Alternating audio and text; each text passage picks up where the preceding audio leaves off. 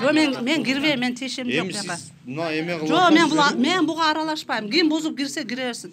Тем более onun içine документацияга мен тиешем жок.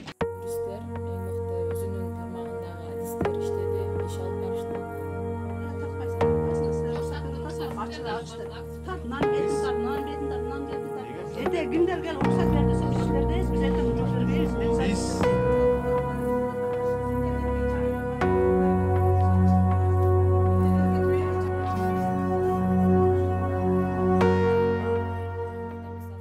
Азыр эле силерге чейин биздин зам директор кирип кеткен. Биз ошол быйылкы өзүбүздүн иш-чараларыбызды, өзүбүздүн келечектеги пландарыбыздын баардыгын такташып, жана ошондой эле бөлүм башчыларын да чакыргам. Кандай инструменттер, кандай бизде жетишпестиктер бар, ошолорду тактап, кадимки иш жүзүндө жүрүп жаткан учуру. Андыктан баардыгы жайында.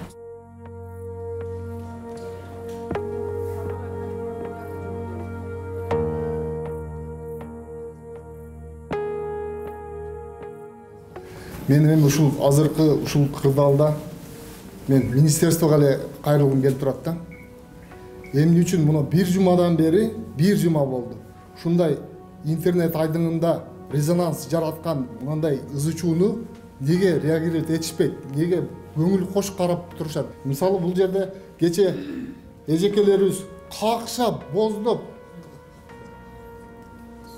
чындыкты чыркырап аткан жерде дагы мисалы эч ким реакция жок.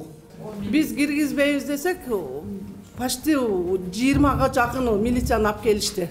Анан кийин биз айттык, милициялар бизди камап салгыла, милицияларга мейли биз Самара үчүн камалса камалайлы, Самаранын укугун коргой бергиле. Жөнөкөй байкуш мугалимдерди неге коргойт элеңер? Бере турган акчасы жок болсо, ман немесинин саунасы жок болсо, олорду ыраазы кыла турган чайканасы жок болсо, мугалимдер эмне кылсын байкуштар? Көчөдө жүрө берсин анда. Самаранын укугун коргой берсин, милициялары да коргосун, министри да коргосун, соту да коргосун. Биздин Кыргызстанда ушундай эле акыбал өтө начар болуп калдыбы дейм да, таң калам ушундай. Азыркыга чейин реакция кылбай атат.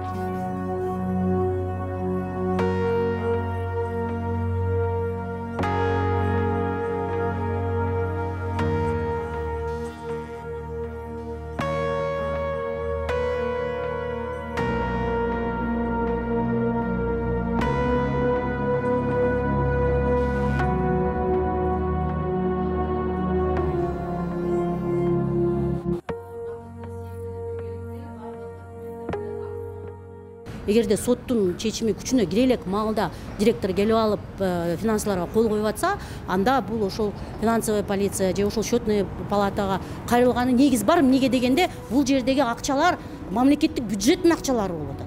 Демек бул финансовый нарушение болгонго негиз салынып калып атат да. Негизди министрлик өзү коюп берип атат. Демек бул жерде жоопко бир эле Самара Каримова эмес, ошол министр өзү дагы тартылып калышы мүмкүн.